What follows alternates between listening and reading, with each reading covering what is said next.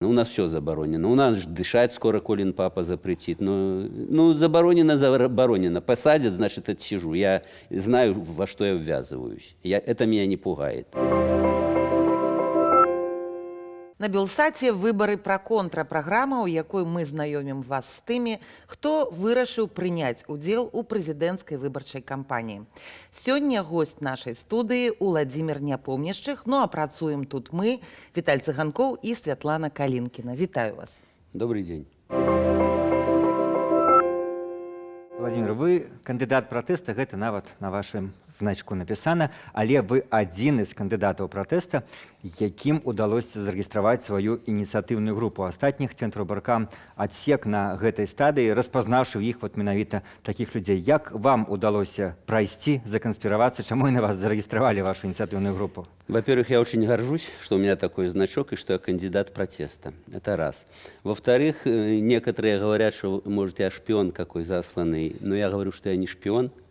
Я прошел по одной простой причине, что в своем заявлении на регистрацию инициативной группы у меня был указан член партии Объединенной гражданской партии. Член. Это раз. Во-вторых, когда я собирал свою инициативную группу, конечно, Статкевич там и другие немножко обиделись, потому что я не взял их список. Ну, так получилось. Я хотел взять, чтобы у меня 600-700 было там, а так у меня 134. И это у меня люди в инициативной группе только те, которые в основном по Гомелю, которых я на парламентских выборах записывал, а потом я брал их телефоны, и на этот момент я перезвонил им, и кто согласился, тех я записал. То есть участковая комиссия, видно, вот из-за этого Объединенная гражданская партия, и то, что группа совершенно другая и небольшая. 130 человек, это для них не страшно. Поэтому, я думаю, вот эта причина и есть. Почему я, так скажем, проскользнул как уж. Ну, а чаму вы не падтрымалі лінію партыі сваёй? У якой таксама ёсць кандыдат, гэта Миколай Козлов. Понимаете, дело в том, что когда я присутствовал на съезде и Объединенной гражданской партии, и Руха за свободу, членом я являюсь, значит, ни Губаревич, ни Николай Козлов, хотя я к ним очень хорошо ко всем отношусь, ко всем с уважением, все понимаю их, но я не увидел, что они идут с желанием. Они идут только потому, что они руководители этих структур, только поэтому. И, возможно, я пошел со Статкевичем, потому что Статкевич более радикален, и я поддерживаю его политику Статкевича и поддерживаю его взгляды на происходящее событие. То есть у нас выборов нету. Поэтому надо только призывать людей на бойкот выборов. А вы ведаете, что заклики до бойкота заборонены законодательством? Ну, много что у нас заборонено. У нас все заборонено. У нас дышать скоро Колин папа запретит. Ну, заборонено. Посадят, значит, отсижу. Я знаю, во что я ввязываюсь. Это меня не пугает. У вас ёсць жаданне заклікаць людзей да байкоту ці да пратэста. Патлумачце, калі ласка, што рабіць з тым, ну, каму спадабаецца кандыдат Няпомняшчых. Во-первых, я призываю, если они хотят проголосовать за меня, значит, я призываю их не ходить на выборы. Не ходить. Тем более сейчас есть уважительная причина – коронавирус. Пожалуйста. Патлумачце тады і сэнс.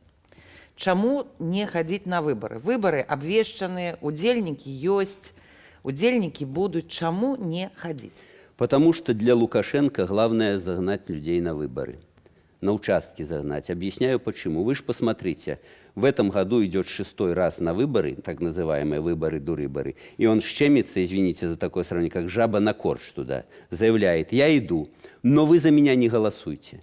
То есть голосуйте за других, но придите на участки. Это один вопрос. Это говорит о том, что ему надо загнать людей. Кроме того, вот вы упомянули, что бойкот запрещен. Почему запрещен бойкот? По Конституции он не запрещался никогда. Это было официально, можно бойкотировать, можно агитировать. Это право каждого гражданина. Раз он запрещает, значит, Лукашенко надо загнать людей туда. И чтобы противостоять фальсификации, мы не должны стройными рядами идти, мы должны сидеть дома, чтобы на избирательном участке ни души не было. Почему это надо? Потому что наблюдатели, куда я пойду тоже, могут зафиксировать только явку. Нам же не показывают, за кого, как проголосовали. И люди, которые придут на участок, допустим, у меня на участке 1000 человек, они явятся на этот избирательный участок, проголосуют все за меня, но в результате получится, что они проголосовали за Лукашенко. Ну, іншыя кандыдаты заклікаюць зараз да да сумлення настаўнікаў, якія будуць членамі выбарчых камісій, там, я не ведаю, дактароў, студэнтаў ці фізкультурнікаў. Як вы лічыце, не мае сэнс звяртацца да гэтых людзей? Ад іх шмат што залежыць ці не залежыць нічога? От них все зависит. От участковых, от председателей участковых комиссий, секретарей. Это все зависит. Это от их совести зависит, от порядочности. Это только от них зависит. Призывают они к этому? Я согласен, надо призывать к этому. Но тех, кого не призывают, 1-2 человека может согласиться на это. Вы же поймите, они при должности, они при хорошей зарплате, они в теплых кабинетах сидят, с квартирами у них неплохо. Поэтому это... Я не против, пусть призывают, это хорошо. Может, хоть 1-2 человека подумают. И народ должен думать, кому мы доверяем своих детей. Вот я имею учителей. Мы доверяем людям, которые лгут на каждом шагу. Это позорище, это нельзя доверять детям. Они ломают детские души. А калі вось як кажа Віктор Бабарыка, што калі ён не верыць, што калі будзе за яго, напрыклад, ну, за альтэрнатыўнага кандыдата 80%, ён не верыць, што ў такім выпадку выбарчыя камісіі аб'явяць, што за яго было 20. І што все ранейшыя выбары, таму і былі фальсіфікацыі, бо на самой справе Лукашенко атрымліваў, ну, як мінімум, электаральную перамогу. Можа, там 50-50 не было, но, ў всякім разе, альтэрнатыўныя кандыдаты ніхто не выйграваў, нават калі лічыць па-шчыраму. Ну, я не знаю, что думает Бабарыка. Дело в том, что я не против, пусть Лукашенко побеждает. Пусть даже сейчас побеждает, хотя это запрещено было законом Конституции 1994 года, он ее переломал. Но я согласен даже, пусть он проводит, но проведите честные, справедливые выборы, открытые, чтобы люди знали. Победил Лукашенко, нравится вам Лукашенко, нравится вам в такой стране жить, живите дальше, живите. Ну а Бабарыка говорит 80%, если за него проголосуют. Пусть за него 100 проголосуют. Все зависит от Колиного папы, как он там решит с Ермошиной, да? И я не понимаю, почему Бабарыка считает, что кто-то будет честно проводить выборы. Нет, нет. А я не разумею, чаму у вас надзея на байкот. Добра не лічаць галасы справядліва, і назіральнікі не могуць гэта палічыць. Але назіральнікі ў кожную выбарчую кампанію скардзяцца, што вось я толькі там у туалет выйшаў ці папаліць выйшаў, 200 чалавек нібыта ўжо прагаласавала. І таксама з гэтым нічога нельга зрабіць. Чаму вы лічыце, што байкот можна будзе засведчыць? Во-первых, да, любой здравомыслящий человек согласен с тем, что за 2 минуты или за 5 невозможно, чтобы 200 человек пройти. Но я всем предлагаю, советую и делать, как я. Я не выхожу ни на 1 секунду. Я не выхожу, я не пью воду, я не ем, я не по туалетам хожу, я не палю, я ничего.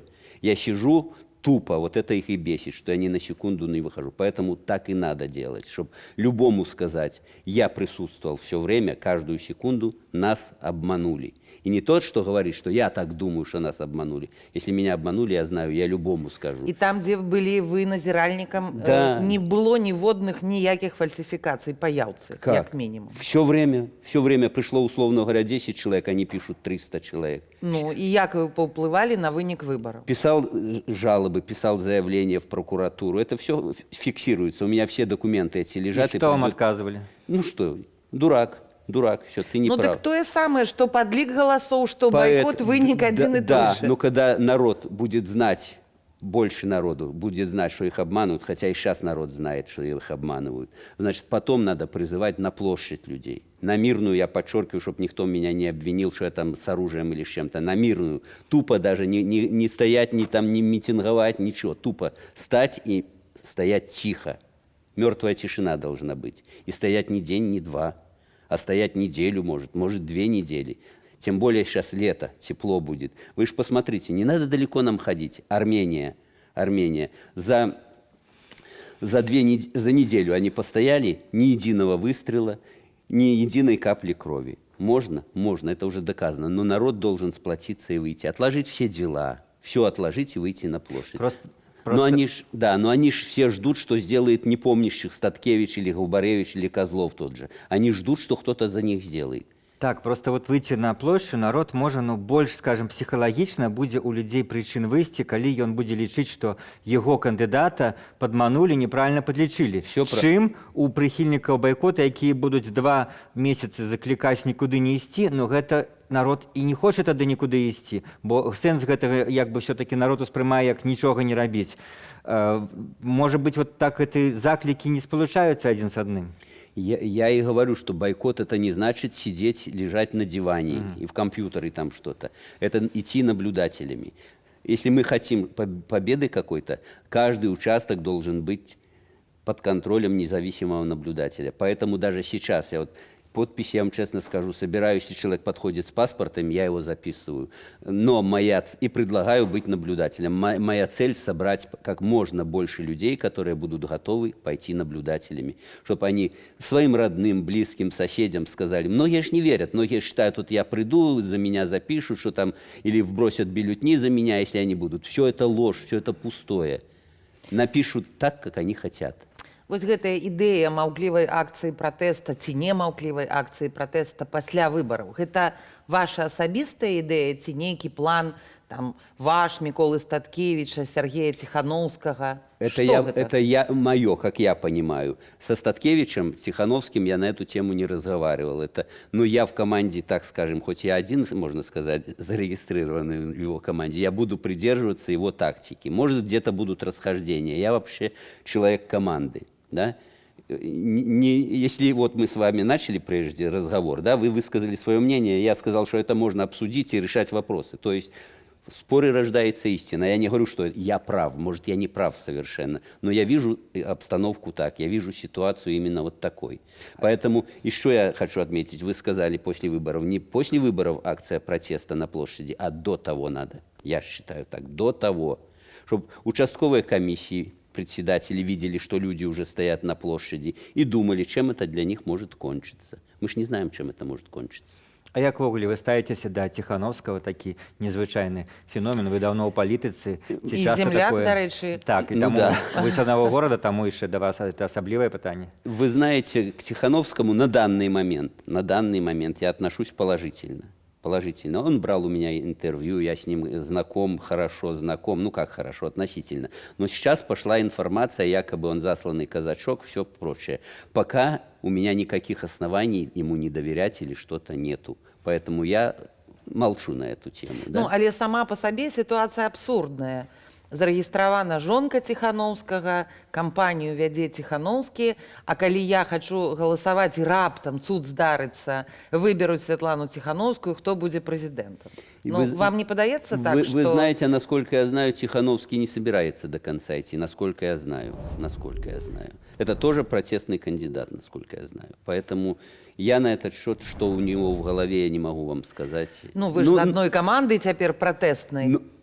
Я в протестной команде непосредственно Статкевича, от его шел, и вот 29 или 30 человек, которые хотели, вот это непосредственно моя команда.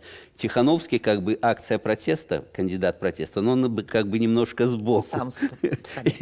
Давайте поговорим про настрои. Вы сегодня вось так выглядаете, але вядомы у СМИ, вядомы у Гомелі, вядомы як чалавек, які давно, напэўна, там с 2010-го, ці якога года? Первого. И Нават первая майка у меня была. Первая майка, знаете? Я знаю, что вы спросите. Так, цішотка ваша Первая майка, 7 лет в дерьме и бесправии. Майка была, 7 лет в дерьме и бесправии. Она была серая, она была черным написана, она невзрачная была. Но я в этой майке, почему я сделал именно такую майку, где-то в какой-то газете, нет, в книге, по-моему, прочитал, что эмигрировавший художник или писатель какой-то эмигрировал в Израиль, да, и в своей квартире пустой написал «Вся жизнь в дерьме и бесправии». Вот вынес все мебель, ничего нету, и на стене написано. И это меня зацепило. Это с Советского Союза. Да. И значит, вот в этой майке я пошел в 2001 году на так называемые выборы. Выборы происходили в Белгут, Белорусский железнодорожного транспорта, университет железнодорожного транспорта. И, значит, стоят молодежь, эти БРСМовцы в повязочках, человека 3-4. Я с женой так прохожу, Смотрю, у них глаза открытые, такие широко, и боковым зрением вижу, что они ветром их сдуло. Я поднимаюсь на второй этаж, милиционер, глаза вылуплены, открыт рот, члены комиссии тоже такие же. Я пришел, расписался, жена расписалась. Мы спускаемся на низ, внизу этих БРСМовцев, человек 20, наверное, целая толпа с открытыми ртами, а я чувствую весь красный. Красный, вот такое обсуждение чувствую со всех сторон. И вот с тех пор я стал носить. За Беларусь без Лукашэнкі гэта больш вядомы Да. ваш Это лозунг. самое последнее. Як рэагуюць людзі вось у там 2010 і сёння? Можна параўнаць? Можно. Значит, реакция очень хорошая была. Люди замечательно подходили, здоровались, обнимали, просили сфотографироваться, так держать. В этом году и прошлый год, я вам скажу, как-то или приелась моя майка, уже, может, все очень-очень редко, то машины сигналили первое время, сейчас уже утихомирились. Надо мне приехать, наверное, в этой майке в Минск, поднять ажиотаж. А так что слабовато сейчас по Гомелю. Цікава таксама момант вашай біяграфіі, ну не все можа ведаюць, што вы таксама былы супрацоўнік Міністэрства ўнутраных справаў і ну я думаю маеце нейкія кантакты нефармальныя з гэтымі структурамі нават хаця бы таго што часам вас затрымаюць і гэтак далей. І вот ёсць такое меркаванне, якое часам перадаюць в прэсе, маўляў, яны з таго боку кажуць, вот калі вас выйдзе там 20 тысяч, 50 нават тысяч, мы будзем вас біць, а калі вас выйдзе 200 тысяч, мы перайдзем на ваш бок. Наколькі гэта вось апокрыф, легенда, ці сапраўды, як вы можаце ацэніць настроі там, в министерстве? Ну, во-первых, я скажу, давно у меня нету, так скажем, товарищей, которыми я работал, знал, которых хорошо. Сейчас вы сказали правильно, что с многими я пересекаюсь, но даже когда меня приводят, многие сотрудники со мной нормально общаются, поддерживают меня. Ну, я слушаю. Я жалобы пишу. Я пишу и в УВД, захожу в этой майке, жалобы писать. Мне удовольствие доставляет не передать им через почтой отправить, а я захожу персонально, вызываю секретаря, то есть их там строю немножко.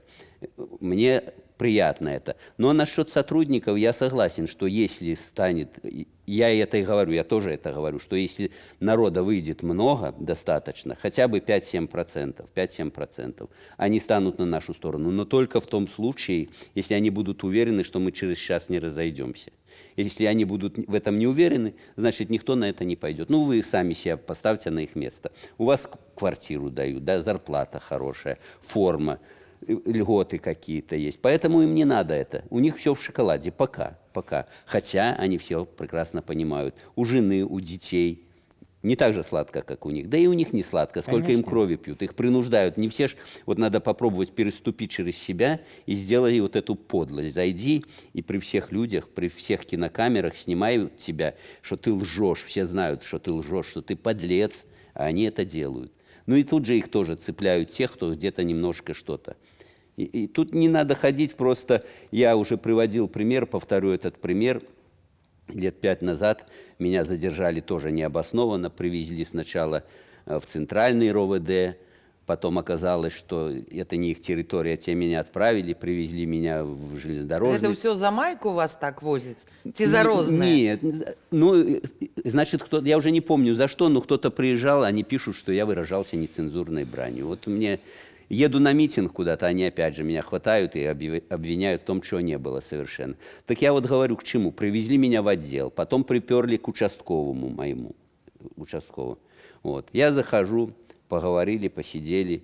Я ему рассказал ситуацию, говорю, что за беспредел. Ну, он ходил, сидел, ждал что-то. Ничего не составляет. Мы, по-моему, и про Конституцию там поговорили с ним. Ну, как коллеги бывшие. Он молодой парень, все. Значит, потом берет телефон, где-то час, я у него, наверное, сидел, берет, слышу, говорит, забирайте нахрен этого непомнящих, я ничего составлять не буду на него, он ничего не совершал. Открытым текстом им говорит. Короче, приехали, забрали меня, составили там уже в железнодорожном отделе протокол, нашелся подлец там такой, потом он пошел на повышение. Ну, через какое-то время, может, год, два, три, я прихожу в железнодорожный отдел, по-моему, паспорт получать или что-то, или... Да, паспорт, наверное, получать. И он заходит, здоровается со мной. То был капитаном, уже майор. и уже в уголовном розыске работал. Это повышение. Хотя я считаю, что работа участкового – это очень сложно. Это, так скажем, собачья работа. Он все должен знать. И днем, и ночью он должен на участке быть. Он должен знать работу ГАИ, БХСС, ОБЭП сейчас, уголовного розыска. Все он должен знать. Это специалист во всех областях. Поэтому они... Зарплата плохая, как говорится, собачья работа, поэтому они бегут лучше в розыске уже. Ну, розыск как-то звучит, уголовный розыск. Поэтому многие уходят. Вот живой вам пример. Человек отказался, и его не расстреляли, ничего не делали. Я всем говорил и говорю и буду. Если вы не хотите делать подлость, просто скажите, ребята, или начальнику скажи, Иван Иванович или товарищ полковник, меня родители воспитали не так. Я не могу, не могу, хоть меня расстреляйте сейчас. Никто его силком не заставит. Никто, я уверен в этом. Але тым не менш 90 там не ведаю 5% робіць гэтую подласць, хаця ніхто за это не прымушае, правда? Не все, не все. Ну вот я вам пример живой, привет. Адзінкі? Ну да. Ну что, один. Ну, мы такі самы прымер прыклад можам прывесці і па выбарчых камісіях. Ніхто нікога не расстраляе, калі напішуць нейкія праўдзівыя лічбы. Но... Але гэта не робіцца. Потому что у нас не действуют не законы, а декретивки, указивки, как я их называю. Вот буквально вчера я стоял в пикете, я простоял часа 3, подошла женщина с мужчиной и говорят, что как нам быть? Дочка наша преподавателем в школе работает. Сказали, если ты не принесешь паспорт и не подпишешь за Лукашенко, значит, считай, что ты не работаешь. Контракт мы с тобой не продлим. Вот как человеку быть? Как? Ну, просто гэта пагроза, якая звычайна не ажыццяўляецца. І студэнты не ідуць на тэрміновае галасаванне, і нічога з ім не будзе. І настаўнікі не падпісваюць, і нічога з ім не будзе. Уж настаўнік, гэта ж не міністр. За там 500, 600, 700 рублёў ён працуе за грашы. Где яшчэ знайсці такіх? Як они? Всех наставников могут звольнить? Кто будет учить в школах? Каждый думает за себя. Да. Каждый думает за себя. Вот в этом и проблема. Поэтому я говорю, выборов нету, поэтому надо бойкотировать так называемые выборы, призывать на площадь, и все. Другого не дано. Ну, не Вы думаете, что человек побоится не поставить подпись за Лукашенко, а выйти на тыдзень с протестом, ці на 2, ці на 3, и он не побоится? Может, сегодня побоится, а завтра не побоится. Ну, надо что-то делать. Ну, не сидеть же нам, ребята. Ну, это ж... Я вам честно скажу, у меня все в шоколаде. Ну, так, нормально. По житти, да? Почему я вот этим занимаюсь? Я сел бы, вот пошел, не сюда приехал, время терял свое, трясся в этом дизеле, да и все. Я посидел дома, посидел за компьютером. Хорошая погода, пошел, позагорал, в лес сходил за грибами и все. Но я занимаюсь этой ерундой, потому что я хочу, чтобы хотя бы как у меня было у моих соседей. Чтобы соседи не смотрели на меня с завистью, чтобы они не завидовали, чтобы не говорили, о, капиталист какой-то или что-то такое. Владимир, на заканчэнне нашай размовы ёсць такі жанр бліц. Мы задаем 5 кароткіх пытанняў, на якія просім вас вельмі коротка па магчымасці адказаць. Прыблізна можна некалькі фразаў, да. Та вот вы зразумееце, што першае пытанне, да, нет, не адкажаш, яно гучыць так. Каму б вы далі званне Героя Беларусі? Тому, кто отстранит Лукашенко от власти. Чий Крым? Украины. Бел-чырвона-белый ці чырвона-зялёны? Бело-красно-белый. Еўразвяз ці саюзная держава? Евросоюз. Но добавлю, что надо дружить со всеми. И с Россией, и с Америкой, и с Африкой, и с марсианами, со всеми дружить надо. Мы никуда не денемся. Россия наши соседи, да, хотя плохие соседи путинской, но надо дружить со всеми, ребята. І апошняе пытанне бліца. Чым, на вашу думку, скончатся гэтыя выборы? Победой Лукашенко. Элегантной. И поздравят его Бабарыка и все остальные. Але гэта будзе перамога? Сапраўдная перамога? Нет, это его не перемога. И неизвестно, чем это кончится, его победа через год, через 2. Это может еще хуже быть для него. Для него было бы самое лучшее уйти, срок побыл до тех пор, пока у него руки не были в крови. Я имею в виду Захаренко, Красовского, Дима Завадских и все прочее. И уйти. Он бы сейчас был на таком коне, и памятник стоял бы ему, и все. А так будет иметь то, что имеет. Сейчас придется не ему, так если он не доживет до этих, детям придется бежать куда-то, их будут детей и внуков искать. Это очень плохо. Я не знаю, о чем думает Лукашенко вообще. Дзякуй, Владзімир. Гэта была чарговая перадача серыі «Выбары пра контра», у якой мы задаем пытання патэнцыйным кандыдатам у прэзідэнты. Нашым сённяшнім госцем быў Уладзімір Непомнішых, вядучыя Віталь Цыганкоў і Святлана Калінкіна. Заставайцеся з Белсатам.